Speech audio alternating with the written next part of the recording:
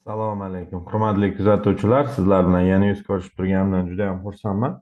Bugungi darsimiz kanalda prezentatsiya tayyorlash.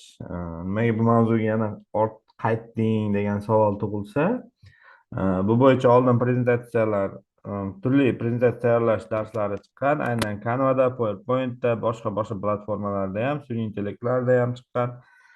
Lekin aynan qidiruvda hozirgi mana shu sentyabr oyida ko'rdim. Kanalda prezentatsiya tayyorlashni juda ko'pchilik qidirgan, ya'ni menimcha birinchi kurslar qidiryapti. Menimcha bu yil oldingi yilgilarga nisbatan Canvaga qiziqish juda ham yuqori. Sababi Canvani qulayligi, telefonda yaxshi ishlashi va chiroyli platformalar yaratishi menimcha sabab bo'lyapti. Ko'pchilik PowerPoint'dagi tayyor shablonlardan zerikkan ham bo'lsa kerak. Canva qandaydir chiroyliroq tuyuladi va shuning uchun bugun Canvada prezentatsiya tayyorlashni o'rgataman. Xo'p, qani ketdik. Bu uchun Canva platformasiga kirib olishimiz kerak. Xohlasangiz telefonda, xohlasangiz kompyuterda. Men kompyuterda tushuntiraman.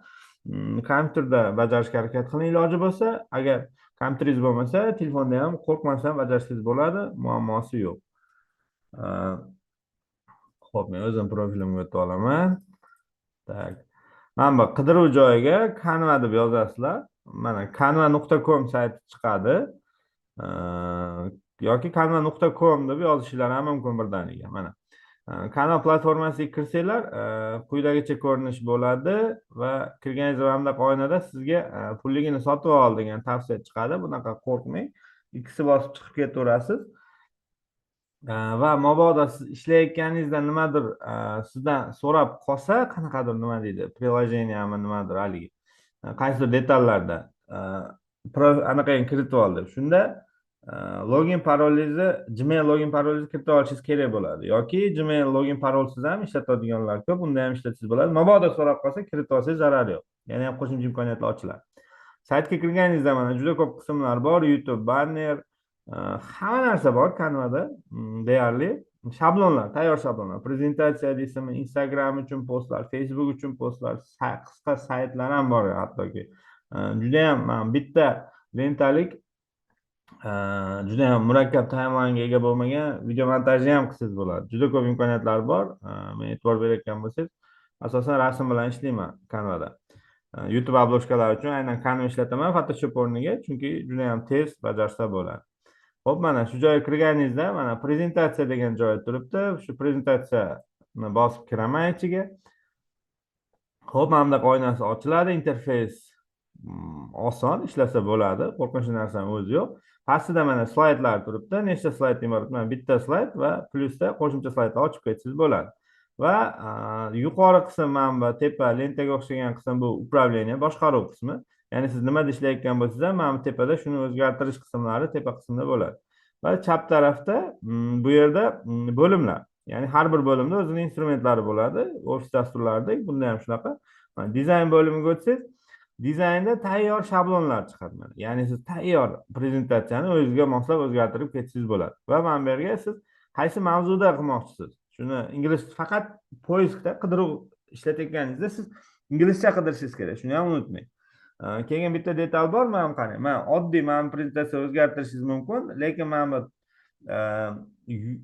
tojni rasmi turganlari bu premium versiya uchun bu oyiga $13 to'lab ishlatish kerak. Bularni ishlatib qo'ymaysiz.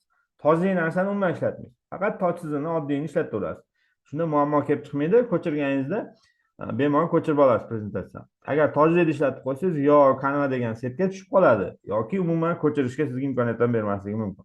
Mana недавнее использование oldin ishlatgan prezentatsiya shablonlarini ko'raman. Просмотреть все o'qib, mana oldin ishlatgan, mana tojlilarni ham ishlatganman. Menda Canva Pro bo'lgan. Adashmasam 2 yilga yaqin pulli versiyani ishlatdim. Hozirgi kunda puli tugagan, tekinida turibdi. Mana misol uchun mana ugaday slovo degan shablon bor ekan. Mana shuni bosaman, qarang mana ichida mana turli xil ko'rinishlari chiqadi mana. Tayyor 3D odamchalari bilan mana shunaqa ko'rinishda slayd qilmoqchi bo'lsangiz, mana slaydda har bir slaydda har xil dizaynlar bor. Birinchi slaydga qaysini olamiz? Masalan, mana birinchisini oldik. Mana bossam shu tayyor tushadi. Mana o'zining so'zlari bor. Bular bemalol o'zgartirishingiz mumkin. Mana bu detallarni ham joyini o'zgartirishingiz ham mumkin. Xohlaganda xohlasangiz mana shu yerdan bu tarafga terib qo'ying. Ugaday slovo degan joyda bugungi darsimiz nima? Hop, masalan 3D obyektlar bilan ishlash yoki 3D obyektlar, 3D obyektlar yoki soddaroq qilaymi. Hop, nima desak bo'ladi? Personaj personaj yaratish. Mana prezentatsiyam personaj yaratish haqida. Mana personajlar rasmi bor. Mana bu yerga nima desam bo'ladi? Tak. Personaj yaratish tayyorladi. Endi albatta prezentatsiya yaratayotgan odam o'zini birinchi slaydga katta asosiy mavzu nomini katta deb yozishingiz kerak va kichkinada tayyorladi deb ikki nuqtada o'z ism familiyangizni qo'yib qo'ysangiz, sizni mualliflik ishingizga urg'u berib turadi. Mana personaj yaratish bu prezentatsiya mavzusi. Tayyorladim Mullajon Bahodir va mana qarang, aynan sizni prezentatsiyangiz uchun ideal. Mana o'ng taraf stroka turibdi. Bu keyingi slayd ham borligi, ikkinchiga o't degan narsa. Bizga ikkinchi slayd kerak emas, bitta slayd tayyor. Plyusni bosamiz, mana ikkinchi slayd paydo bo'ladi. Bu 1 turaveradi. 2 ga o'tamiz. Ikkinchi slaydda endi albatta bunaqa prezentatsiya boshlagandan keyin reja qo'ysangiz yaxshiroq menimcha. Mana pravila igры degan narsa bor ekan, mana shuni bosaman. Pravila igры 2 marta bosib, xo'p, reja deb 2 nuqta qo'yaman. Tak, mana endi bu yoqda rejalar turibdi. Masalan, personaj o'zi nima? Tarixini beramiz personajni. Ikkinchisiga personaj yaratish usullari. Xo'p, uchinchisiga xo'p, zamonaviy personaj yaratamiz deyman. 3 ta bo'lsa 3 ta emas 4 ta qilaman. Zamonaviy personaj yaratamiz 3-qismda, 4-qism xulosa. 5-qism kerak emas. Shunaqa holatlarda mana shiftni bosgan holda bir necha obyektlarni belgilab, delete'ni bosib klaviaturani o'chirib tozalab olishingiz mumkin. Keyin mana bu yerda yozuvlar kichkina bo'lsa qarang, mana yozuv to'liq belgilab, bunday kursorga olasiz va tepada mana panel управленияda buni настройкani o'zgartirishingiz mumkin. Masalan, 20 ta juda ham kichkinalik qilayotgan bo'lsa, shuni 40 qilsak. Mana personaj o'zi nima? Mana hammasini shift bilan belgilab, razmerlarini urushni 40 beraman. Mana yozuvlar katta edi. Mana bu sonlar ham kerak ekan. Bular 45 ekan o'zi. 50 qilaman. Va bular hammasini belgilab, mana bunday kattaytirsak ham bo'ladi. Chunki 4 dona yozuv kengroq turib, yaxshiroq o'qilgani yaxshiroq. Xo'p, mana birinchi slayd ham tayyor. Ikkinchi slayd. Bu 1, bu 2. Plyusni bosaman. Endi keyingi slaydga mana dizayn tanlaymiz. Endi bizda reja bo'yicha nima edi? Personaj o'zi nima? Personaj o'zi nima desak, mana bu yerga mana bu slaydni olaman, bo'pti. Tak. Mana bu yerga mana personaj deb yozaman. Va mana bu yerga kichkina joyimiz bor ekan bizga yozadigan. Mana shu yerga personaj o'zi nimaligini personaj chiziqcha qo'yib, bir narsa qilib qoidalarni shunchaga yozib qo'ygan bo'lamiz. Endi faqat bu yer link uchun qilingan joy juda ham kichkina qilingan. Bizga kattaroq joy kerak. Shuning uchun men bu yozuvni 14 emas, 24 qilaman. 16 bo'lganini qaranglar. Tak, 24.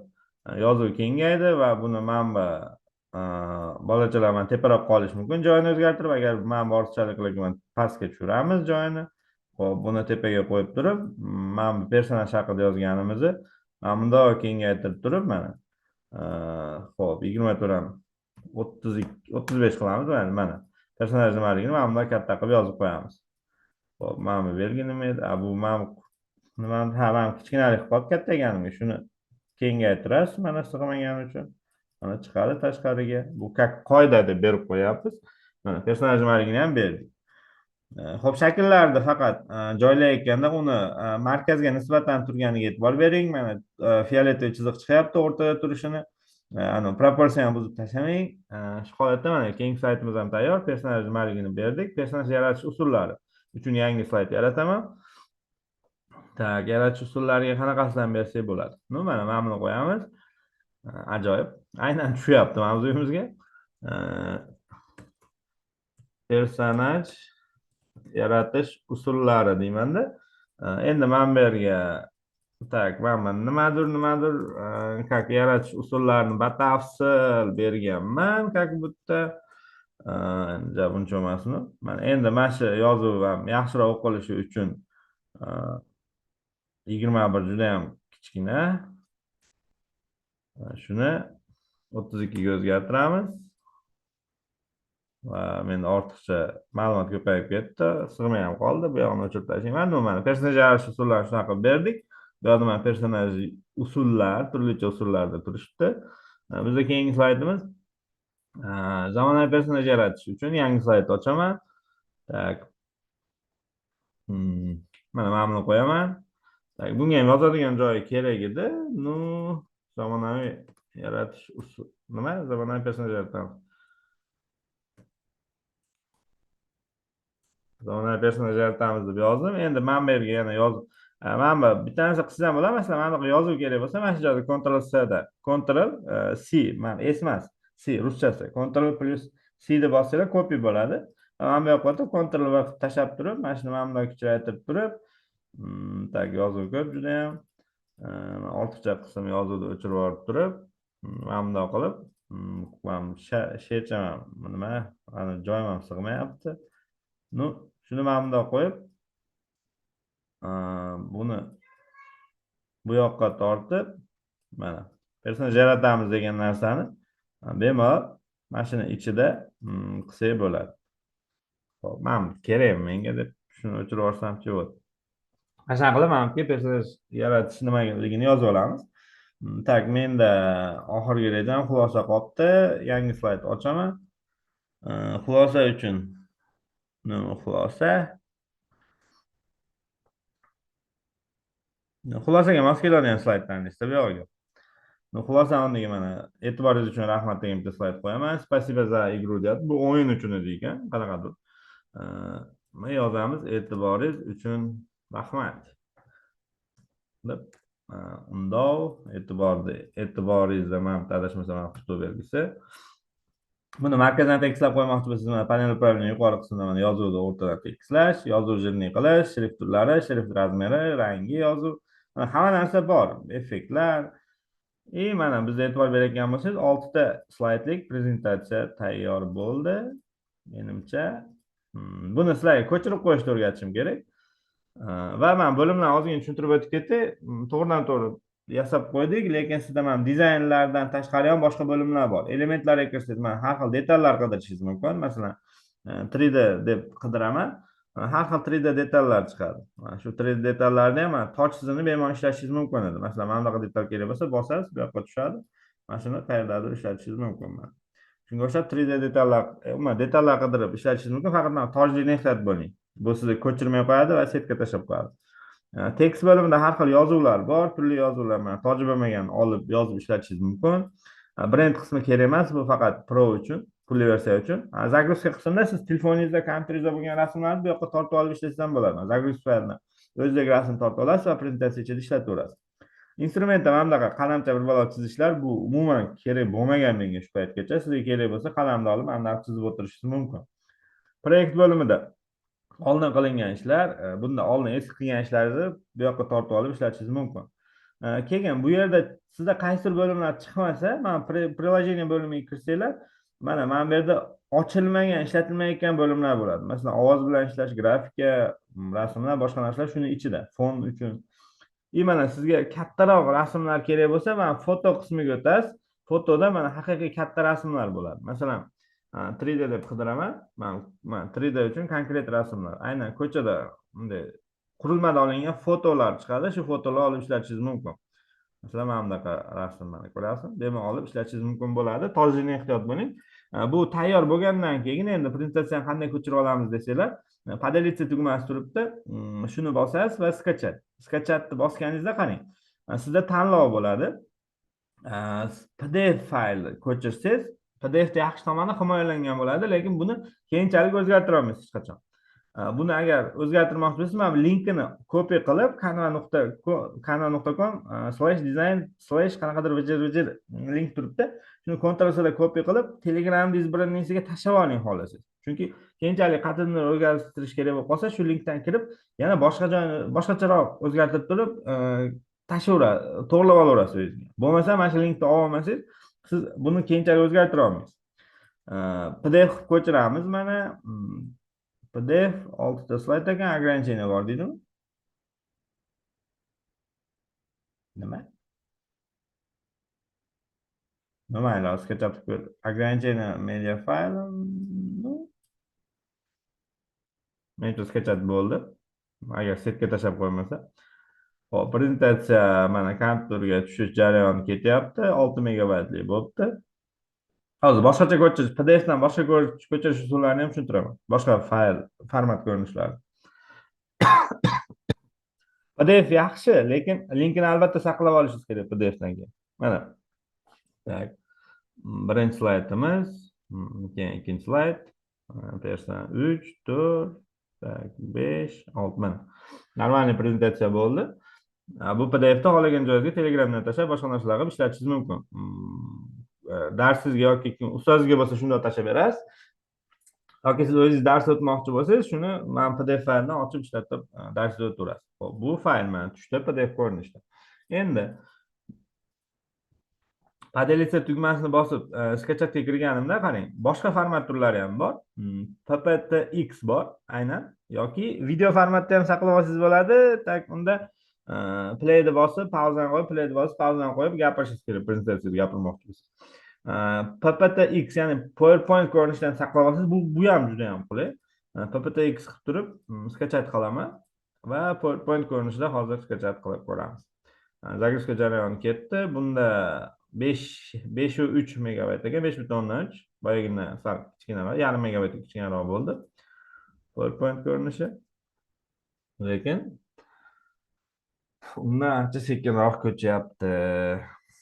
Bu bizni hayotni yorqin tomonda bo'l degan Beeline kompaniyasini sababi bilan. Xo'p, bu ko'chguncha men sizlarga Telegram kanalimni tavsiya qilib ketaman. Hamma ko'rib o'tirganlar Telegramga kiringlar, qidiruv joyiga kuchukcha qo'yib yoki shundoq kuchukchadan keyin menimcha kanallar chiqsa kerak. Bahodirjon Mullajonov deb oski chiziqcha qo'shib yozasizlar. Mana Bahodirjon Mullajonov deb yozsanglar, meni YouTube kanalim chiqadi.